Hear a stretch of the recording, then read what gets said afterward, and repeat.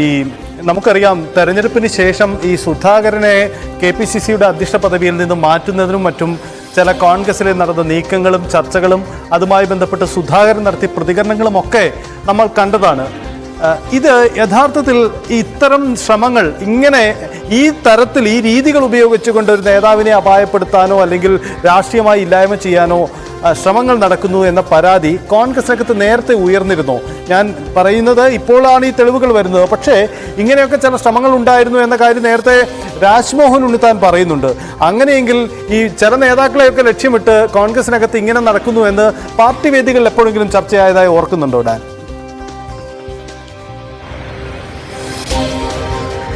സജിത്ത്, ഇവിടെ എടുത്തു പറയേണ്ടുന്ന കാര്യം KPCC അധ്യക്ഷ സ്ഥാനത്ത് നിന്ന് തൽക്കാലത്തേക്ക് ആ ചുമതല MM ഹസനെ കൈമാറിക്കൊണ്ടാണ് അദ്ദേഹം കണ്ണൂരിലേക്ക് മത്സരിക്കാനെത്തുന്നത്. പക്ഷേ കണ്ണൂരിൽ K സുധാകരൻ പരാജയപ്പെട്ടു പോകും എന്ന് വിശ്വസിച്ചിരുന്ന ഒരു വിഭാഗം കോൺഗ്രസ് നേതാക്കളുണ്ട്. അതായത് K സുധാകരനെ അധ്യക്ഷ സ്ഥാനത്ത് നിന്ന് മാറ്റാൻ മറ്റൊരു വഴിയുമില്ല. പിന്നെയുള്ള ഏക പോംവഴി കണ്ണൂരിൽ അദ്ദേഹം മത്സരിച്ച് പരാജയപ്പെട്ടാൽ ആ പരാജയത്തിന്റെ ഉത്തരവാദിത്തം ഏറ്റെടുത്തുകൊണ്ട് KPCC അധ്യക്ഷ സ്ഥാനത്ത് നിന്ന് എന്നേക്കുമായി മാറിക്കൊടുക്കേണ്ടുന്ന ഒരു സാഹചര്യം K സുധാകരന് വരും. അങ്ങനെയല്ലാതെ മറ്റൊരു വഴിയും സുധാകരനെ KPCC അധ്യക്ഷ സ്ഥാനത്ത് നിന്ന് മാറ്റാൻ ഇല്ല എന്ന ഒരു സാഹചര്യം ഉണ്ടായിരുന്നു എന്നതാണ് നമുക്ക് ലഭ്യമാകുന്ന വിവരങ്ങൾ. അതിനിടയിലാണ് അദ്ദേഹം വ്യക്തിപരമായി മത്സരിക്കാൻ താൽപര്യപ്പെടാതിരുന്നിട്ടും അദ്ദേഹത്തെ പാർട്ടി ഹൈക്കമാൻഡ് പലതവണ ആവർത്തിച്ച് ആവശ്യപ്പെട്ടതിന്റെ പശ്ചാത്തലത്തിലാണ് അദ്ദേഹം കണ്ണൂരിൽ മത്സരിക്കാനുള്ള രാഷ്ട്രീയ സാഹചര്യത്തിലേക്ക് തീരുമാനങ്ങൾ മാറിമറിയുന്ന പശ്ചാത്തലമുണ്ടായത്. എന്നിട്ടും മുതിർന്ന കോൺഗ്രസ് നേതാക്കളാരും പ്രമുഖ നേതാക്കളാരും കണ്ണൂരിൽ രാഷ്ട്രീയ പ്രചാരണത്തിന് വേണ്ടി എത്തിയിരുന്നില്ല. പക്ഷേ അവരുടെ എല്ലാം പ്രതീക്ഷകൾക്കപ്പുറത്തേക്ക് ഒരുപക്ഷെ കേരളത്തിൽ തന്നെ രാഷ്ട്രീയമായി ഏറ്റവും വലിയൊരു പോരാട്ടം നടന്ന കണ്ണൂരിൽ അദ്ദേഹം ഒരു വലിയ ഭൂരിപക്ഷത്തിൽ അവിടെ നിന്ന് മൃഗീയ ഭൂരിപക്ഷത്തിൽ ജയിച്ചു വന്നതോടെ അദ്ദേഹത്തെ KPCC അധ്യക്ഷ സ്ഥാനത്ത് നിന്ന് മാറ്റാമെന്ന് കരുതിയിരുന്നവരുടെ വ്യൂഹം വ്യർത്ഥമായി പോകുന്ന ഒരു സാഹചര്യത്തിലേക്ക് കാര്യങ്ങൾ എത്തുകയായിരുന്നു. പക്ഷേ അദ്ദേഹത്തെ KPCC അധ്യക്ഷ സ്ഥാനത്ത് നിന്ന് മാറ്റുന്നതിന് വേണ്ടിയിട്ടുള്ള ഒരു രഹസ്യ നീക്കം സംസ്ഥാനത്ത് കോൺഗ്രസിനുള്ളിൽ തന്നെ നടന്നിരുന്നു എന്നാണ് അദ്ദേഹത്തോട് അടുത്ത വൃത്തങ്ങൾ പറയുന്നത്. ആ നീക്കങ്ങളുടെ ഒടുവിലത്തെ ഉദാഹരണമായി മാറുകയാണ് അദ്ദേഹത്തിന്റെ ആരോഗ്യം ദുർബലപ്പെടുത്താൻ വേണ്ടി ചെയ്ത ബോധപൂർവമായ ഈ കൂടോത്രം. എന്തായാലും കോൺഗ്രസിനകത്ത് ഒരു പുതിയ ചർച്ചകൾക്ക് ഇടവെക്കുന്നതാണ് ഇത് എന്ന കാര്യത്തിൽ തർക്കമില്ല. ഇത് കോൺഗ്രസിലെ ചർച്ചകൾക്കപ്പുറത്ത് ഈ കാലഘട്ടത്തിലും പ്രധാനപ്പെട്ട രാഷ്ട്രീയ നേതാക്കൾ എന്ന് മാത്രമല്ല ലോക്സഭാ അംഗം കൂടിയാണ് അദ്ദേഹം, KPCC അധ്യക്ഷ പദവിക്ക് പുറമെ. അങ്ങനെയുള്ള ആളുകൾ ഇത്തരം വിശ്വാസങ്ങൾക്ക് പിന്നാലെ പോകുമോ, അല്ലെങ്കിൽ ഇത്തരം രാഷ്ട്രീയപരമായി ഇല്ലായ്മ ചെയ്യാൻ വേണ്ടി ഇത്തരം മാർഗങ്ങൾ ഉപയോഗിച്ച വ്യക്തികൾ ആരായാലും അവരും അങ്ങനെ ചിന്തിക്കുന്നു എന്നത് ഞെട്ടിക്കുന്ന കാര്യമാണ്. എന്തായാലും ഇത് സംബന്ധിച്ച് കോൺഗ്രസ് നേതാക്കൾക്കിടയിൽ നേരത്തെയും ഈ വിശ്വാസത്തിന് പിന്നാലെ അവർ പോകുന്നു എന്നതുണ്ട്. നമ്മൾ നേരത്തെ രാജ്മോഹൻ ഉണ്ണിത്താൻ്റെ വാക്കുകൾ കേൾക്കുകയാണ്. രാജ്മോഹൻ ഉണ്ണിത്താൻ അദ്ദേഹം നേരത്തെ തന്നെ താൻ ഒരു തികഞ്ഞ വിശ്വാസിയാണ് എന്ന് തുറന്നു പറയുന്നയാളാണ്. താൻ അക്കാര്യത്തിൽ അദ്ദേഹത്തിന് കൃത്യമായ നിലപാടുണ്ട്.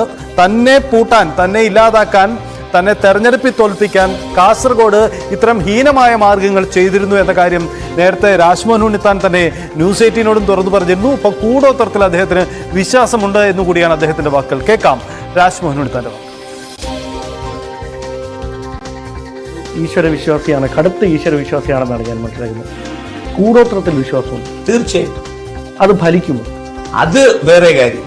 കൂടോത്രത്തിൽ വിശ്വാസമുണ്ടെന്നുള്ള കാര്യമാണെങ്കിൽ താങ്കളെ ഞാൻ ബോധ്യപ്പെടുത്തരാം. അവിശ്വാസിയാണെങ്കിൽ ഞാൻ വിശ്വാസിയാണ്. അതുകൊണ്ടാണ് ഞാൻ നിങ്ങളോട് പറയാം ഈ കോൺഗ്രസ് നേതാക്കൾ തമ്മിൽ പരസ്പരം വൈരം തീർക്കാൻ കൂടോത്രം ചെയ്യുന്നു എന്നാണ്. അതൊന്നും ഞാൻ പറഞ്ഞില്ലല്ലോ. നിങ്ങൾ എന്നോട് ചോദിച്ച ചോദ്യം എന്താണ്? കൂടോത്രത്തിൽ വിശ്വാസമുണ്ട്. കൂടോത്രം ഭരിക്കുമോ? That is entirely different matter.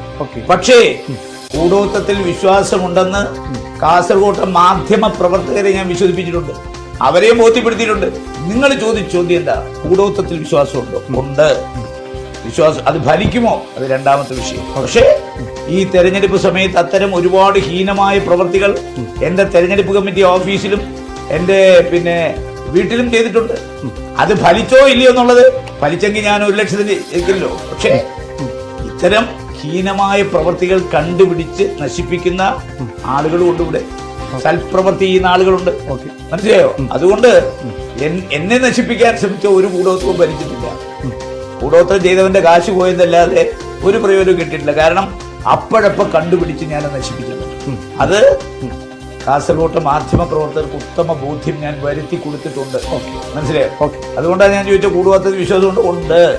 വിശ്വാസമുള്ള ഒരു 10-15 ഉന്നത നേതാക്കന്മാരുടെ പേര് ഞാൻ പറഞ്ഞുതരാം, പക്ഷെ ഇപ്പൊ പറയുന്നില്ല. യെസ്, അതാണ് രാജ്മോഹൻ ഉണ്ണിത്താന്റെ വാതുക്കൾ. ഡാൻ, ഈ കൂടോത്രത്തിൽ വിശ്വാസമുള്ള ഉന്നത നേതാക്കൾ 10-15 പേരുടെ പേര് ഞാൻ പറയാമെന്ന് പറഞ്ഞാണ് ഉണ്ണിത്താൻ അവസാനിപ്പിക്കുന്നത്. അദ്ദേഹം ഇപ്പോൾ പേര് പറയുന്നില്ലെന്ന് പറയുന്നു, പക്ഷേ ആ പേര് പറയാതെ പറഞ്ഞിരിക്കുന്നു എന്നതാണ് ഈ പുതിയ അനുഭവത്തിലൂടെ സുധാകരന്റെ വീട്ടിലെ കാഴ്ചകളിലൂടെ പുറത്തു വരുന്നത്. സുധാകരനെ കൂടി അദ്ദേഹം ആ ലിസ്റ്റിൽ പെടുത്തിയിട്ടുണ്ടാവും അല്ലേ ഡാൻ? സ്വാഭാവികമായി ആ ലിസ്റ്റിൽ ഒന്നാമത് നിൽക്കുന്നത് ഒരുപക്ഷെ KPCC അധ്യക്ഷനായിരിക്കുമെന്ന് വേണം പറയാൻ. കാരണം അദ്ദേഹത്തിന് അത്തരത്തിലുള്ള ദുരനുഭവങ്ങൾ നേരിട്ട പശ്ചാത്തലത്തിൽ തന്നെയാണ് ഇങ്ങനെ ഈ ഇത്തരത്തിൽ, അതായത് ഒരു ആചാര്യന്റെ സാന്നിധ്യത്തിൽ ആ അസ്വാഭാവികത എന്താണ് എന്ന തരത്തിലുള്ള നീക്കം കണ്ടെത്തുന്നതിന് വേണ്ടിയിട്ടുള്ള നീക്കം നടത്തുന്ന തരത്തിലേക്ക് അദ്ദേഹത്തെ എത്തിച്ചത്. ഒരുപക്ഷെ അദ്ദേഹത്തിന്റെ വിശ്വാസം കൂടിയിട്ടുണ്ടാകാൻ തന്നെയാണ് സാധ്യത. കാരണം അതിനുശേഷം ഈ തകിടുകൾ പല സ്ഥലങ്ങളിൽ നിന്ന് കണ്ടെടുത്തതിന് ശേഷം അദ്ദേഹം അതിനു മുമ്പുണ്ടായിരുന്ന അത്ര പ്രശ്നങ്ങൾ പിന്നീട് അദ്ദേഹത്തിന് നേരിട്ടിട്ടില്ല. സ്വാഭാവികമായി അങ്ങനെയൊക്കെ വരുമ്പോൾ അത് അദ്ദേഹം കൂടുതൽ ഈ വിശ്വാസത്തിൽ ആഴപ്പെടുന്ന തരത്തിലേക്ക് കാര്യങ്ങൾ എത്തിച്ചിരിക്കാനാണ് സാധ്യത. അതിനുശേഷമാണ് അദ്ദേഹം മാധ്യമങ്ങളിൽ നിന്നടക്കം ഒരു കൈ അകലത്തിൽ നിന്നുകൊണ്ട് മാത്രം ഈ കാര്യങ്ങളോട് പ്രതികരിക്കുന്ന തരത്തിലേക്ക് പെട്ടെന്ന് പൊട്ടിത്തെറിക്കുന്ന അദ്ദേഹത്തിന്റെ സ്വാഭാവികമായ ശൈലിയിൽ നിന്ന് മാറി ഒരു കൈ അകലത്തിൽ അല്പസമയമെടുത്ത് മാത്രം ചോദ്യങ്ങളോട് പ്രതികരിക്കുന്ന ഒരു ശൈലിയിലേക്ക് തന്നെ അദ്ദേഹം മാറിയിരിക്കുന്നത് ഈ സംഭവ വികാസങ്ങൾക്കൊക്കെ പിന്നാലെയാണ് സജിത്ത്. ഡാന്, ഈ ആ ശബ്ദത്തിൽ അദ്ദേഹം പറയുന്നുണ്ട് തനിക്ക് ഭയങ്കര ഭ്രമമാണ്, ടെൻഷനാണ്, ബുദ്ധിമുട്ടാണ്, ഇരിക്കാൻ പോലും കഴിയുന്നില്ല, അങ്ങനെയുള്ള ബുദ്ധിമുട്ടുകൾ താൻ നേരിടുന്നു എന്ന് ഇദ്ദേഹം ഇത് പുറത്തെടുക്കുമ്പോൾ തന്നെ പറയുന്നുണ്ട്. ഒരുപക്ഷെ ഈ സുധാകരന് നേരിട്ടിരുന്ന ചില ആരോഗ്യ പ്രശ്നങ്ങൾ നമുക്കറിയാം. അദ്ദേഹം വലിയ ബുദ്ധിമുട്ടുകൾ നേരിടുന്നു. ഒരുപക്ഷെ അദ്ദേഹത്തിൻ്റെ പൊളിറ്റിക്കൽ കരിയറിൽ പോലും ഒരു ഇടവേള ഉണ്ടാകുമോ, ഒരു വെല്ലുവിളി ഉണ്ടാകുമോ എന്നൊക്കെ കരുതിയ ഘട്ടമുണ്ട്. തെരഞ്ഞെടുപ്പിൽ മത്സരിക്കാനില്ലെന്ന നിലപാട് പോലും അവിടെ നിന്ന് ഉണ്ടാവുന്നതാണ്. അവിടെ നിന്ന് സുധാകരന് തിരിച്ചു വരാൻ കഴിഞ്ഞുവെങ്കിൽ അതൊരു പക്ഷേ അദ്ദേഹത്തിന്റെ വിശ്വാസം ഒരു പക്ഷേ കൂട്ടിയിട്ടുണ്ടാവും അല്ലെ? അങ്ങനെയൊക്കെ ചിന്തിക്കേണ്ടി വരും അല്ലേ? സ്വാഭാവികമായ ആ വിശ്വാസം ചെറിയ തരത്തിലല്ല, അത് ഒരു എനർജി ബൂസ്റ്ററായി അദ്ദേഹത്തിന് മാറിയിട്ടുണ്ട്. അദ്ദേഹത്തിന് മാത്രമല്ല, മറ്റ് ചില കോൺഗ്രസിലെ പ്രമുഖ നേതാക്കൾക്കും സമാനമായ തരത്തിൽ ഇത് ഇങ്ങനെ തന്നെ ഫലിച്ചിട്ടുണ്ട് എന്നാണ് അവരുടെ അനുഭവങ്ങൾ വെച്ചുകൊണ്ട് അവർ പങ്കുവെക്കുന്നത്. അനുഭവം വെച്ചുകൊണ്ട് ഒരാൾ നമ്മളോട് ഇങ്ങനെ ഒരു കാര്യം വിശദീകരിക്കുമ്പോൾ അതിനെ തിരിച്ചെന്ത് പറഞ്ഞ് പ്രതിരോധിക്കാൻ കഴിയുമെന്നൊരു വലിയ ചോദ്യമുണ്ട്. അതുകൊണ്ട് രാജ്മോഹൻ ഉണ്ണിത്താൻ അദ്ദേഹത്തിന്റെ അനുഭവം എന്നോട് പങ്കുവെക്കുമ്പോൾ എനിക്ക് തിരിച്ച് അതിനെ പ്രതിരോധിച്ച് പറയാൻ മറ്റ് കാര്യങ്ങളൊന്നും എന്റെ കൈവശമില്ലായിരുന്നു. എന്തായാലും ഒരു കാര്യം ഉറപ്പാണ്, ഈ കണ്ണൂരിൽ പരാജയപ്പെടുന്ന ഒരു സാഹചര്യം അല്ലെങ്കിൽ ഭൂരിപക്ഷം താഴുന്ന ഒരു സാഹചര്യമോ വല്ലതും കെ സുധാകരന് ഉണ്ടായിരുന്നെങ്കിൽ ഒരുപക്ഷെ അദ്ദേഹത്തിന്റെ KPCC അധ്യക്ഷ സ്ഥാനത്തേക്ക് തിരികെ എത്തുക എന്ന ആഗ്രഹം തന്നെ എന്നേക്കുമായി പൊലിയുന്ന ഒരു രാഷ്ട്രീയ സ്ഥിതിവിശേഷം ഉണ്ടാകുമായിരുന്നു.